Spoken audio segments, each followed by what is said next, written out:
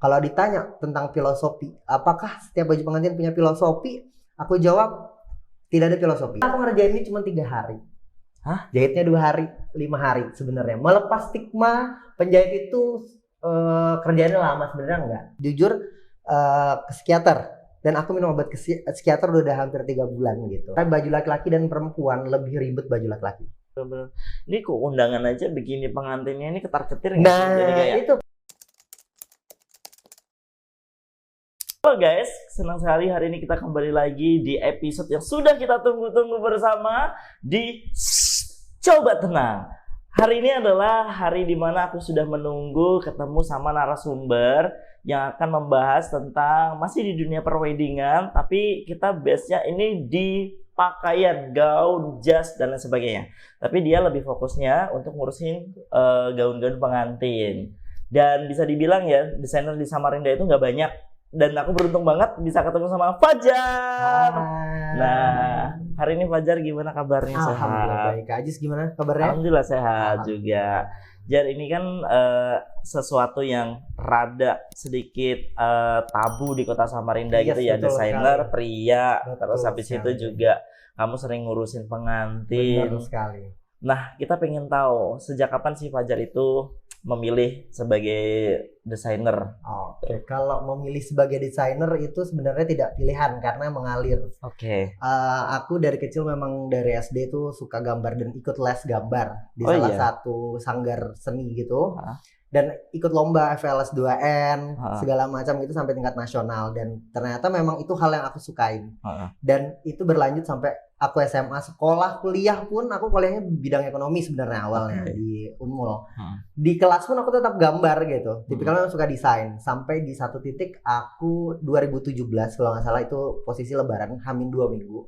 Aku ngide pengen bikin baju lebaran keluarga sendiri gitu. Karena kan tipikalnya kita bukan keluarga yang bajunya samaan gitu. Iya. Dan aku tuh tipikal pengen banget punya yang samaan dengan tanpa basic menjahit apapun. Jadi aku awalnya buka dari YouTube.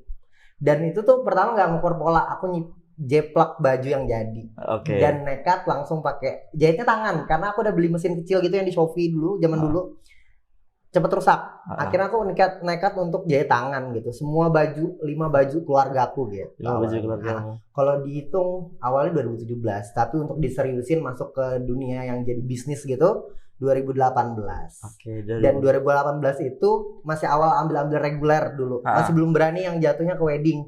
Oke. Karena itu membutuhkan keberanian sih. Reguler tuh kayak apa? Kayak baju bridesmaid gitu. Betul, regular klien itu kalau di kami adalah bridesmaid, lamaran, ibu pengantin, keluarga pengantin kayak gitu, untuk wisuda. Nah, kita masih main di situ tuh 2018 sampai 2020. 2020 pertengahan baru kita berani ambil gaun-gaun wedding. Cuman untuk trialnya sebelum ambil klien secara profesional adalah bahan percobaannya adalah keluarga-keluargaku. Aku nikah 2019.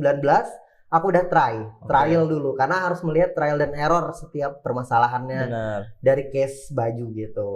Waktu baju pertama berarti baju keluarga ya, pas betul. lebaran tuh gimana komen keluarga? Mereka malah amazed karena kan selama bisa ini itu buat. adalah hal yang tidak pernah aku tunjukkan di keluarga. Jadi aku memang suka, karena aku punya space. Kita kan sebagai anak remaja itu punya space di dalam kamar itu sendiri gitu. Aku tuh membuat itu tanpa mereka tahu. Jadi aku pergi ke toko kain, aku bikin pola dan aku jahit tangan itu malam. Biasanya aku memang kerjain malam karena kan di siang hari aku kuliah dan kerja gitu. Jadi di sela waktu itu aku sempatkan. Dan di 2019 itu aku tuh buka usaha ini secara profesional, tapi juga aku kerja di tempat lain di kedai kopi gitu.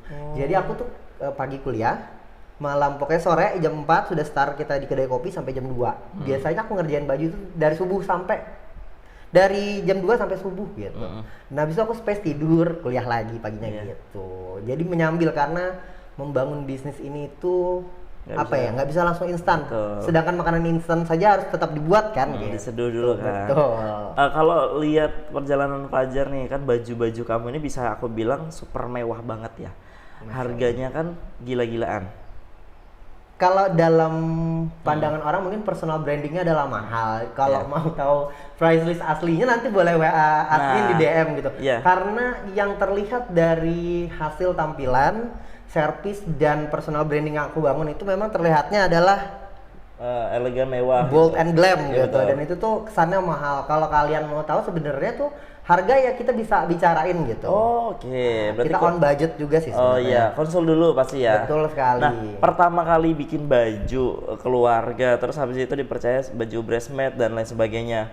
Itu bahan-bahannya kamu modalin sendiri atau kayak kan kita kadang kepercayaan sama orang ngasih kepercayaan ke kita kan kayak agak susah ya, apalagi kita belum ada nama nih. Betul sekali. Itu gimana kamu talangin dulu kah semuanya? Jadi di awal itu biasanya klien itu dari awal memang aku sudah men-setting diriku dan usaha ini tuh kita kalau bisa modalnya kecil, nol.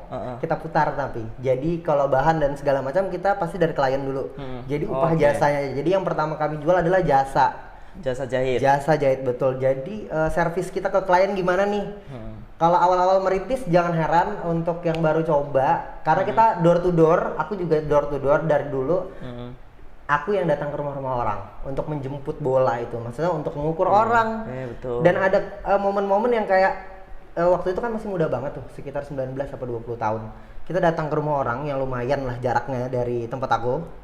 Udah ukur, udah deal, udah dari awal juga aku memang sketching, menggambar. Aku gambarkan. Jadi orang itu ada gambaran tentang bajunya akan seperti apa gitu.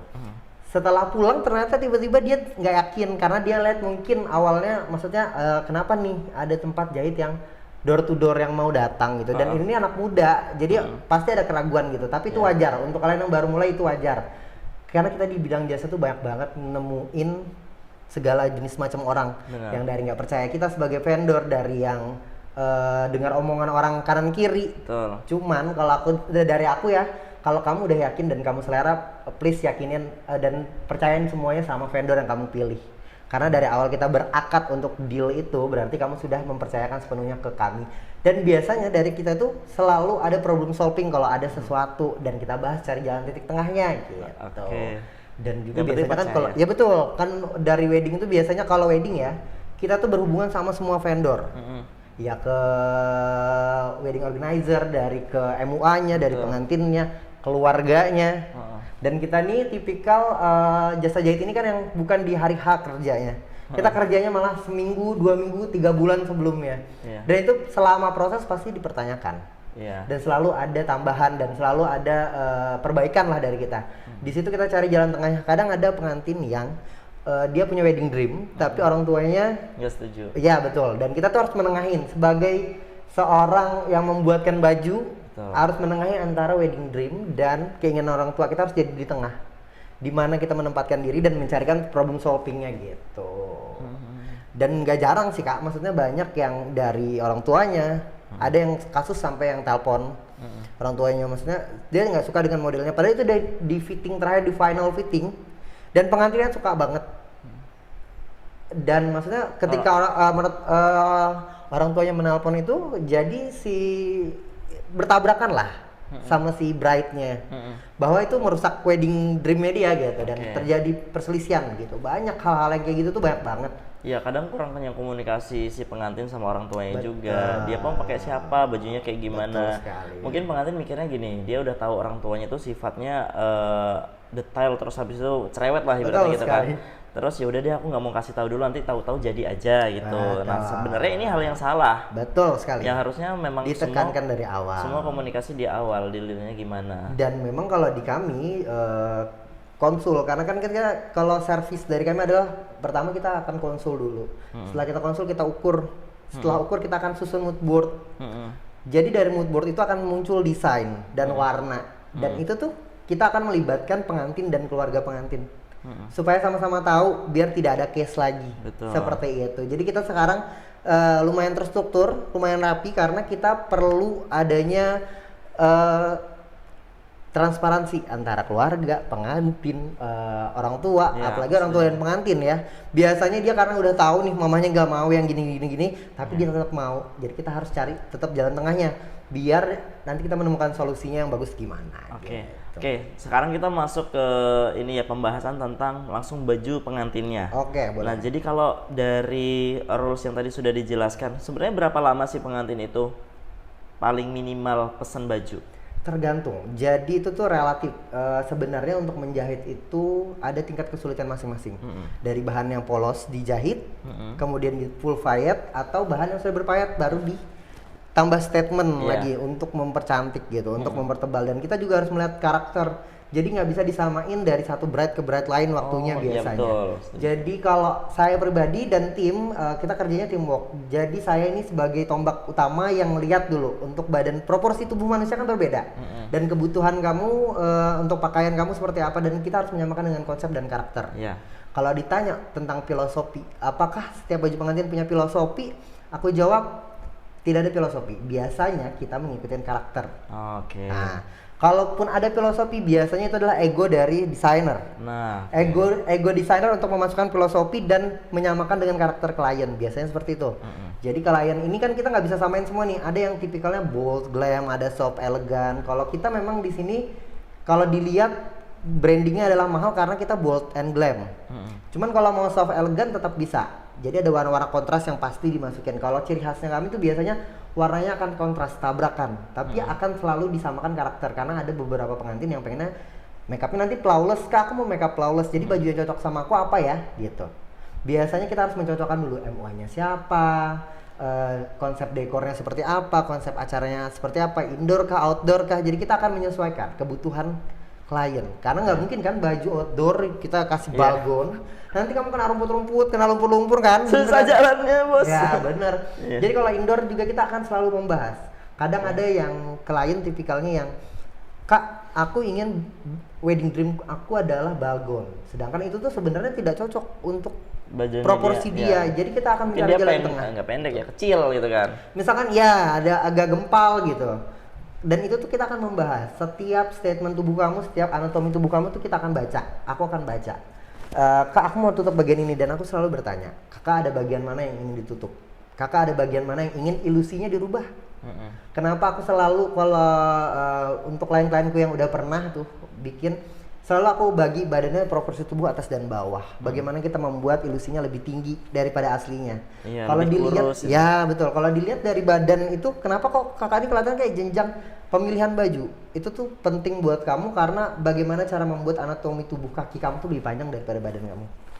Biar kelihatan jenjang. Betul. Dan ketika badan ke atas jadi lebih kecil, lebih pendek, itu shapingnya akan lebih kecil kelihatannya. Padahal sebenarnya enggak. Jadi di beberapa klien itu pasti ada waktu-waktu yang berbeda. Nggak bisa disamain. Aku bisa ambil job, misalkan nih Kak, aku hamil 1 minggu lagi wedding. Kira-kira Kakak mau nggak? Aku harus lihat kamu punya karakter apa, konsepmu apa, dan kain yang memungkinkan kita akan pola semaksimal mungkin itu apa dalam waktu singkat-singkat itu. Dan ada case juga yang akan harus perlu 3 bulan, karena aku dari full kosong sampai gitu, sampai berisi full. Gitu. Berarti tergantung permintaan, kesulitan pengerjaan. Kalau ini kan payetan full ya, ini gila keren banget. Kayak gini bikinnya berapa lama? Kalau ini sebenarnya adalah base-nya bagaimana kita lagi konsultasi. Kuncinya di konsultasi. Kebutuhan kamu apa, keinginan kamu apa, konsepnya apa. Jadi apa enak cari kainnya gitu. Ini itu sebenarnya kain yang sudah penuh dengan payet. Cuman bagaimana caranya kamu memilih warna kontras ke tubuh kamu, karena ke klien nih, ke aku aja kadang warnanya bisa jadi warm, bisa jadi cool. Jadi kadang kita harus perlu untuk mencari gitu. Dan ketika membuat ini sebenarnya aku ngerjain ini cuma 3 hari. Jahitnya 2 hari, 5 hari sebenarnya. Melepas stigma penjahit itu kerjaannya lama, sebenarnya enggak. Cuman bagaimana cara kamu mempercepat dan membaca situasi dan membaca keinginan klien. Ngerjain ini 5 hari. 5 hari. Aku pernah 38 hari ada di postingan terbaru aku di warna burgundy. Jadi baju itu recreate dari bajunya Puji, dan itu tuh dikasih challenge. Aku menerima challenge itu karena ini sangat challenging buat aku. Apakah aku bisa dalam 1,5 hari di bawah 48 jam? Jadi aku ngerjain itu 38 jam plus istirahat aku 4 jam. Tidur aku 2 jam gitu. Jadi sebenarnya menjahit itu under 6 jam udah selesai sebenarnya. Kalau kita udah tahu tip and trick. Tapi jam terbang juga menentukan. Gimana kamu tahu caranya untuk mengolah itu. Iya, karena bikin polanya kayak gini, ini kan harus ketemu gitu loh, Jar. Betul, harus membaca. Kalau nggak ketemu, salah, bongkar lagi. Dan tidak dipungkiri juga selama perjalanan kami kurang lebih 7-8 tahun ini tuh pasti ada kesalahan-kesalahan, dan kita akan terus memperbaiki. Biasanya kita akan belajar dari kesalahan itu tuh, dan kita juga pasti koreksi setiap saat sih. Kalau dilihat pun juga maksudnya ada beberapa bagian yang misalkan klien tuh bawanya kayaknya kurang daripada yang seharusnya. Cuman ya memang tidak ada lagi bahannya atau tidak bisa nambah lagi gitu kan. Jadi kita mengakali dan kita tetap harus memberitahu ke klien keadaannya seperti ini, kainnya nanti akan seperti ini nggak akan ketemu motifnya Iya, gitu. benar. Beda case sama kainnya yang aku yang sediain, jadi aku bisa menghitung. Iya. Gitu. Dan orang juga harus tahu bikin baju itu nggak mudah. Dan ini semua handmade satu tangan persatu pakai tangan. Kalau kalian lihat para penjahit dan tukang pahit tangannya Penjahit rusak-rusak, kasar-kasar ya. Gitu. Iya. Kejahit. Nah kalau lihat dari hasil yang sudah jadi kayak gini, gitu, pernah nggak ada klien yang benar-benar kayak, bikin kamu terharu banget? Kalau terharu banyak sih, biasanya momen sumpah ini surprise-nya. bagus banget Ya, gitu. Tapi biasanya kan kita tuh selalu memperlihatkan bahwa perubahan. Jadi dari awal baju itu jadi kita pasti polos dulu. Jadi klien itu merasakan experience-nya seperti apa, dari baju polos sampai berisi, sampai berpayet, sampai selesai. Dari body shaping dibentuk tanpa shaping itu juga nanti akan ditunjukkan di setiap proses fittingnya, tergantung kebutuhan lagi gitu. Iya. Menurut Fajar sendiri sepenting apa sih baju baru untuk pernikahan pengantin? Baju baru ya, bukan baju sewa ya. Baju benar-benar bikin baju itu penting nggak untuk pengantin? Tergantung, semua kembali ke kebutuhan kamu. Satu, kalau kamu memang badannya itu biasanya bukan ukuran sewaan. Kamu punya proporsi tubuh yang berbeda gitu. Mungkin oversize. Kamu oversize atau kamu malah lebih kecil banget gitu, dan kamu nggak nemuin baju yang cocok dengan karakter kamu, itu aku lebih sarankan untuk dibikin gitu. Dan kamu tuh tinggal bahas ke siapapun, ke jasa jahit manapun, kamu tinggal bahas budget kamu masuk apa tidak. Nah itu gitu. Jadi kalau untuk baju sebenarnya relatif. Kadang di beberapa, banyak kok di Samarinda MUA yang punya baju yang memang bisa cocok dengan karakter kamu gitu. Iya. Kalau pengalaman sendiri selama ini membuat baju, pernah nggak sampai benar-benar kamu drop? Kalau drop dalam artian secara mental mungkin mengerjakan kayak aku nggak sanggup deh ngerjain ini, atau ada banyak sekali tekanan dari banyak pihak gitu. Wah, itu pressure pasti ada gitu. Pressure-nya pasti ada. Jadi karena kan kita ngerjain ini hamin berapa hari sebelum acara tuh pasti kan. Jadi pressure-nya banyak, dan itu bener kena mental sih Kak. Karena kita tapi juga mentalnya harus juga mental pengusaha ya. Jadi apapun yang terjadi kita di depan oke, di belakang nggak apa-apa, rusak-rusak, hancur-hancur gitu. Aku jujur ke psikiater, dan aku minum obat psikiater udah hampir 3 bulan gitu. Karena banyak pressure, apalagi pengantin, karena pressure-nya adalah kita harus bagaimana caranya membuat itu tepat waktu dan membuat itu sesuai dengan perjanjian kita di awal gitu Kak. Banyak pressure-nya, dan itu nggak gampang membaca pola shaping. Kalau aku pribadi membaca pola shaping tubuh, nggak tahu yang lain ya gitu. Jadi yang membuat titik beratnya adalah bagaimana tantangannya kita bisa menyelesaikan satu pola full begini dalam waktu yang singkat dan memungkinkan gitu Kak.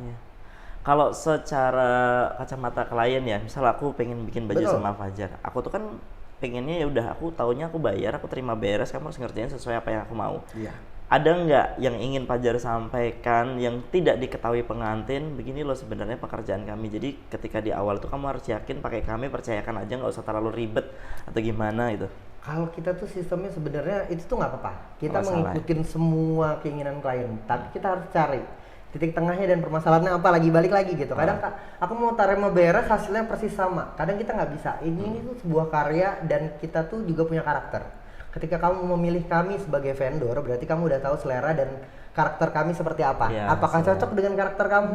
Masa kamu pilih make up, Kak, aku mukanya biasa, muka aku kalem, tapi aku pengen yang bold banget. Itu kan selera kamu. Ketika kamu memilih vendor jahit itu gitu juga. Kamu harus tahu selera kamu sama apa tidak. Soft elegan atau bold glam gitu Kak. Iya. Kalau tantangan sendiri selama bikin baju, bikin gaun, yang paling sulit ketika apa? Yang paling sulit ketika klien itu desainnya berubah ketika pulang. Biasanya jadi setelah di galeri kita udah membuka sesi pertanyaan, misalnya sesi untuk revisi, kamu mau revisi apa aja. Tapi sampai balik ke rumah gitu misalkan, Kak ternyata seperti ini, pembahasan keluarga seperti ini. Nah, ya hal-hal seperti itu tuh yang makanya aku seneng bawa. Kalau kamu mau bawa orang tua boleh, silahkan, bawa teman silahkan gitu, untuk membantu kamu, memberikan banyak advice ke kamu gitu. Ini cocok nggak? Karena yang biasanya yang lihat kamu itu cantik tuh orang lain, bukan dirimu sendiri. Kadang juga kan gitu, kadang orang yang menilai kamu gitu. Jadi kamu perlu melibatkan orang-orang sekitarmu untuk datang. Iya. untuk tahu gitu. Oke. Pernah nggak kamu diraguin? Kan kita nih ngurusin perempuan tuh kan. Betul sekali. Apalagi posisinya laki-laki. Laki-laki, betul. Pernah nggak orang kayak kamu bisa emang bikin baju perempuan gitu? Nah, malah ini nih yang harus klien tahu itu sebenarnya antara baju laki-laki dan perempuan lebih ribet baju laki-laki. Oh iya. Lebih ribet. Padahal laki-laki polosan gitu aja loh. Laki-laki itu ternyata polos. Kalau untuk suite, maksudnya untuk jas pengantin itu tuh potongan cuttingnya laki-laki lebih ribet dan pengerjaan lebih lama. Kalau perempuan cuttingnya tuh lebih mudah, gitu kak. Sebenarnya yang di stigma orang adalah jas laki-laki itu cepet tuh kak, kamu bisa kok kerjain 3 hari. Iya, gitu juga. Perempuan yang lebih cepat 1 hari itu perempuan yang memungkinkan kita kerjain. Gitu.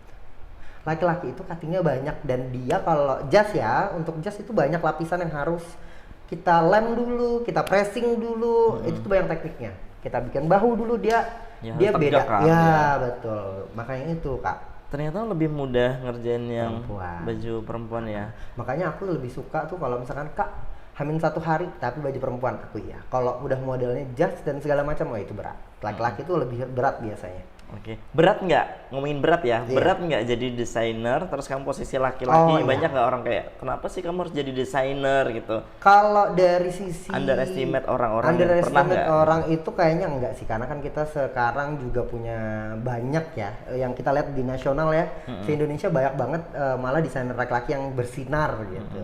Gitu. Jadi kalau untuk stigma yang itu tuh nggak terlalu berpengaruh, biasanya adalah rasa tidak nyamannya aku pribadi ke klien. Biasanya ketika kita fitting kita harus menyentuh tubuh klien, karena kita harus menyentuh pabrik dan menyentuh tubuh klien, aku biasanya izin kak permisi ya gitu.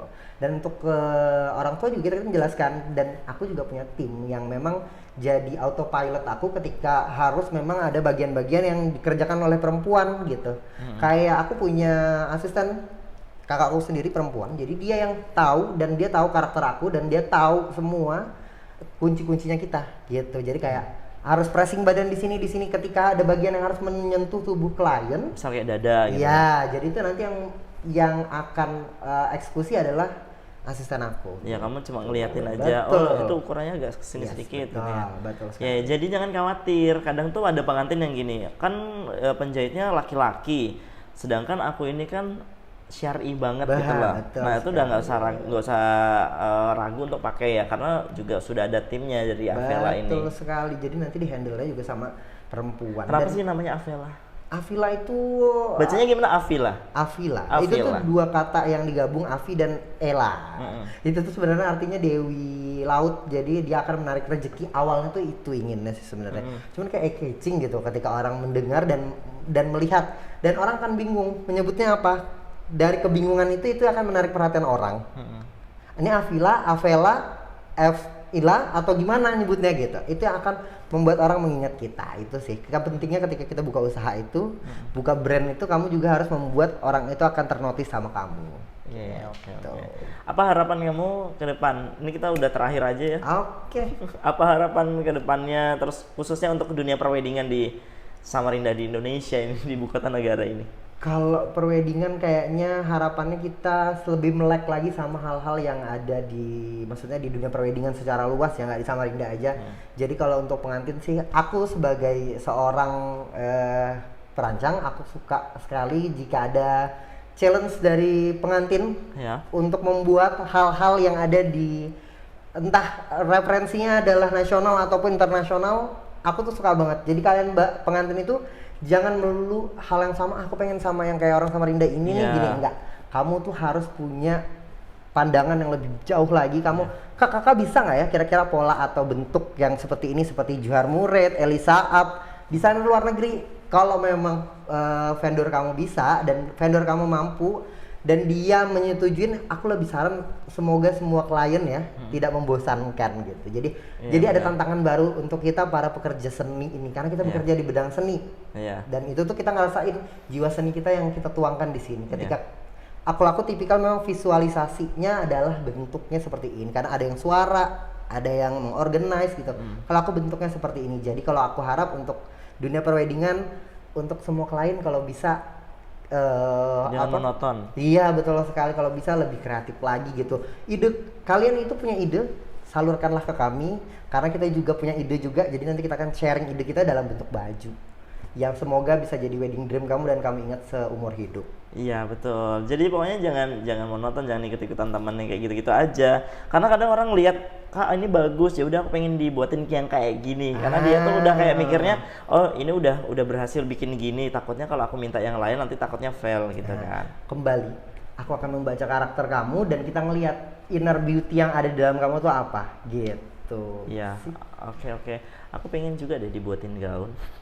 Gaun untuk apa? Untuk setting. Ya nanti buat di sini aja gitu kan. Display gitu ya. Iya boleh, display boleh. aja di sini kan, Gitu. taruh sini. Wah kita bisa bikin nanti di lantai 3 tempat jahit ya. Boleh banget gitu untuk maksudnya juga untuk semua klien yang ada gitu. Apalagi punya wedding dream sebenarnya yang aku nih pengen edgy banget nih Kak. Aku pengen yang sesuatu yang anak muda banget itu nggak apa-apa. Milenial tuh nggak apa-apa. Walaupun stigma orang tua tuh baju wedding harus seperti ini, harus seperti ini, harus seperti ini, enggak. Itu wedding dream kamu, cuman harus dibahas sama orang-orang yang terlibat gitu. Kadang kan sekarang ini kalau Kakak tebak ini baju apa? Ini baju wedding. Bukan. Apa? Ini baju untuk stok. Jadi tuh klien zaman sekarang, apalagi Samarinda, dia punya baju untuk keundangan stok seperti ini. Ini baju stok. Ini aku Dia kira datang baju wedding. nikah. Bukan wedding. Iya. Bukan Oh, wedding. oke. Ini buat undangan aja ya. Tapi ini Sultan glam, mana bold yang and bikin glam. keundangan Wah. begini ya? Wah, itu Ya, dia. Jadi itu banyak. memang karakter dan selera orang masing-masing. Iya. Jadi kalau punya pengantin juga harus punya karakter yang kuat, harus punya harus punya dream yang kuat gitu. Biar kamu nggak kalah sama yang datang di acara kamu, Iya, gitu. Bener. Ini kok undangan aja begini, pengantinnya ini ketar-ketir nggak sih? Nah, Jadi kayak, itu. aduh. Apa kamu nggak panik kalau Aduh. undangan kamu lebih shining daripada kamu yang di atas panggung gitu? Iya, benar. Itulah pentingnya memilih vendor dan memilih selera yang sama dengan kamu. Iya. Ketika kamu sudah pilih, please yakin sama dia dan satukan pikiran kalian di satu visi yang sama supaya wedding dream kalian tercapai gitu sih Kak. Iya. Nah sekarang juga Avila ini kerja sama hampir semua mua ya. Betul, Memudahkan kita juga. bekerja sama semua mua, cuman memang waiting list kita yang sekarang itu lumayan panjang karena kan prosesnya tuh lumayan panjang dan aku tuh harus fokus mengerjakan baju pengantin karena aku turun tangan sendiri. Oke. Jadi kita membatasin. Kalau dulu aku bisa 4 dalam 1 bulan. Bayangin setiap minggu tuh aku harus berpikir pola itu dalam 5 hari atau 7 hari itu tuh kurang gitu. Jadi kita akan pressing, jadi sekarang sebulan tuh cuma 2 kali. Jadi orang yang udah ngelis sampai alhamdulillahnya Desember gitu, aku berani. Tapi aku memang udah batasin, ini full. Kita memang benar-benar full. Kalau menghitung secara bisnis ya, kalau aku berpikir secara money oriented, aku ingin ambil semuanya. Cuman yang aku ingin kasih ke kamu adalah servisnya. Aku gimana kamu ngerasakan experience, kamu mulai bajumu dari nol sampai selesai. Dari itik buruk rupa sampai jadi cantik banget gitu. Iya, karena kamu pegang sendiri. Betul, dan pegang sendiri. Iya, kecuali kalau misalnya yaudah ambil aja semua job tapi bukan Fajar yang ngerjain kan jadi kayak beda. Kalau yang kayak gitu tuh biasanya kita ambilnya di reguleran. Untuk klien reguler yang kayak bridesmaid tapi tetap karakternya aku. Nanti itu tim yang akan pegang tapi akan tetap ada revisi, tetap ada aku yang di situ gitu. Jadi tim akan mengerjakan sebesar 60%, 40% adalah tetap aku gitu. Statementnya di sini, desainnya ini, revisinya ini, dan biasanya aku akan tetap turun tangan langsung ketika fitting itu aku akan tetap lihat langsung prosesnya. Jadi ketika revisi aku udah tahu juga gitu. Jadi tuh kalau kami tuh teamwork. Jadi tidak ada yang namanya ini penjahit, ini desainer, enggak. Karena penjahit dan desainer itu jadi satu. Kita nuangkan ide bareng. Penjahitnya yang akan mengeksekusi, desainernya yang akan menuangkan ide-idenya. Dan kalau aku tipikalnya di tengah-tengah. Kalau disebut desainer juga enggak, karena aku pengennya disebut dressmaker. Karena kalau desainer kan dia biasanya sekolah tuh. Kalau kita kan, aku kan masih otodidak nih. Tapi insya Allah kalau ada rezekinya akan sekolah gitu.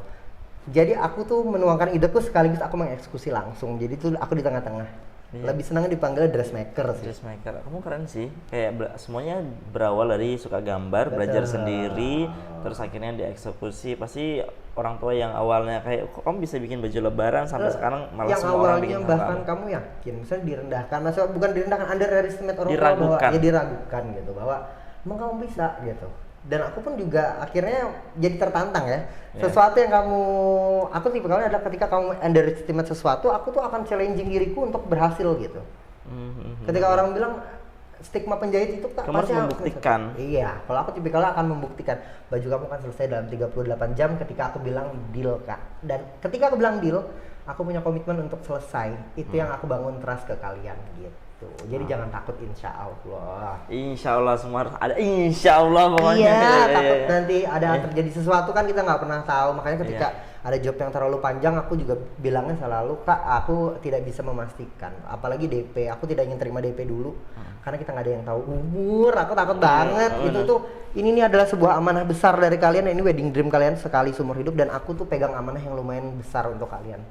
Iya. Pokoknya yang penting udah bikin kesepakatan, nanti DP ntar aja gitu kan. Iya, ketika kita butuhkan, Kak, aku beli bahan sekian, jadi semuanya transparansi juga pasti aman. Iya. Ya enak dong kayak gitu ya, jadi bisa kayak angsuran motor nih. Iya, jadi kalian tuh nggak langsung blek gitu kan? Iya, aku mikirnya gitu, orang pasti harus nyiapin dana dulu, ntar mau bikin baju gitu. Ternyata bisa ya, sambil dari jalan aja. Konsultasi itu adalah kunci pentingnya. Kak, budget saya sekian, waktu saya sekian, apa kamu memungkinkan? Itu yang akan kita bahas. Aku juga pasti kasih opsi. Kamu mau budgetmu sekian, opsinya A, B, C, dan gitu banyak, Kak, banyak banget pilihan yang bisa kamu pilih sebenarnya. Oke, siap. Ih, keren banget ya. Nanti aku nggak mau ngebayangin ya kamu pusing-pusingnya jahit sendiri, terus habis itu sekarang udah punya tim semua, baju-bajunya juga udah keluar. Nggak cuma dari kalangan menengah tapi ke atas, sudah semua acara-acara weddingan, royal wedding, semua juga pengantin banyak yang pengen dibuatin dong baju di Avella. Di kita juga pun gitu ya, selalu rekomendasi misal pengantin ya tadi yang oversize atau yang badannya terlalu kecil, yang nggak ada ukuran baju di tempat penyewaan mua. Ini salah satu solusi ya.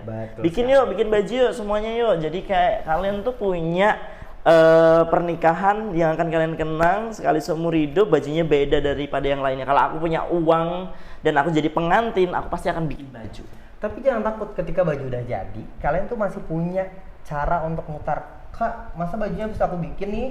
Habis aku bikin, aku taruh aja di rumah. Enggak. Jadi kalian bisa putar. Kalian akan bahas dulu ke mua, kakak mau nggak terima gaunku untuk disewain, titip di galeri kakak gitu. Itu tuh banyak case gitu. Oh iya, jadi kayak ketika kamu pakai habis sewa perdana. Sewa perdana termasuk, atau kamu hak pribadi ketika itu kamu sewakan lagi juga bisa gitu.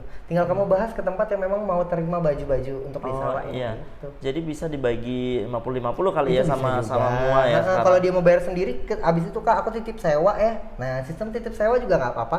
Oh bisa. Bisa banget, beberapa MUA tuh mau. Bahkan jadi win-win solutionnya MUA gak perlu bikin gaun baru, tapi ada gaun baru yang datang bisa disewain. Iya, dan klien ketika aku udah bikin tapi uangku setelah itu masih jangka panjang gitu. Iya. Awalnya bikin baju, jadi investasi. Nyewain baju. Iya, gitu Kak. Iya, keren banget. Oke, terima kasih Fajar untuk hari ini. Terima kasih Haji telah memberikan tempat aku untuk sharing gitu. Iya, ini kita pengen banget memang kan ketemu sama desainer Samarinda lokal, tapi hasilnya keren banget.